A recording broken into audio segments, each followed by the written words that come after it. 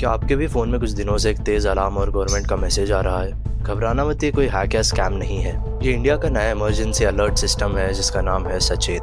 2 मई 2026 को अमित शाह ने officially launch किया है ये सिस्टम।